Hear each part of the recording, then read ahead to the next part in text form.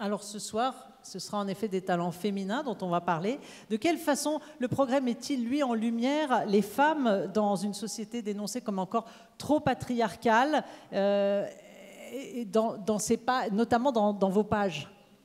C'est une démarche volontariste, on les met en valeur déjà, on organise une manifestation un petit peu comme celle-ci qui s'appelle les Femmes en Action, qui a eu lieu il y a la semaine dernière, je crois, il y a 15 jours, pardon. Où on met des femmes en lumière dans tous les domaines de la société, où on essaie de pousser et surtout de donner le déclic aux autres femmes, de se dire c'est possible, on peut déplacer ce fameux plafond de verre et donner envie, donner des exemples de façon à ce que ça avance dans la société. On est aussi également très attentif au niveau éditorial, d'avoir un équilibre dans les interviews qu'on fait, dans les photos que l'on passe. C'est pas toujours facile parce que là aussi c'est beaucoup plus facile de trouver un homme qui est prêt à se faire interviewer qu'une femme. Elles sont beaucoup plus discrètes, beaucoup plus difficiles à trouver, mais on essaie au maximum de promouvoir cette parité femmes-hommes dans nos contenus. On l'a déjà fait depuis longtemps dans nos équipes. À la rédaction, aujourd'hui, on a une parité complète. Je crois qu'on a même un petit peu plus de 50% de femmes par rapport aux hommes. On a encore un peu de travail à faire dans les strates supérieures de l'encadrement, parce que les femmes n'ont pas encore suffisamment accès à ces postes d'encadrement supérieur. On est en train de travailler dessus. Là aussi, ça va se faire un peu sur la durée, mais c'est vraiment un axe très important de développement pour nous. Et c'est un peu le rôle de citoyen que le progrès, qui porte bien son nom, veut jouer dans la région. Merci beaucoup, Pierre Foineau. Oui, on peut applaudir. 8e trophée, qui est le vainqueur de ce trophée?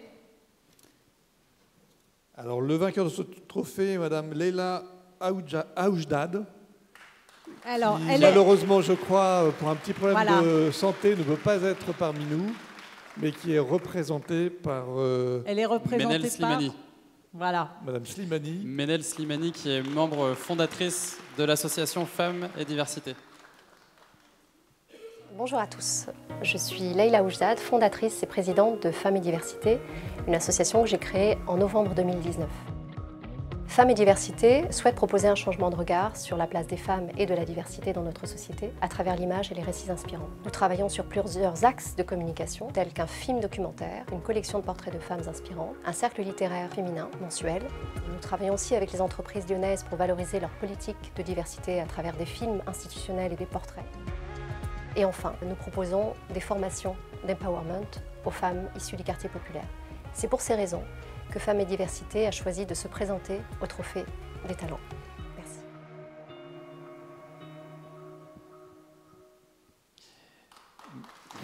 Vous pouvez vous applaudir.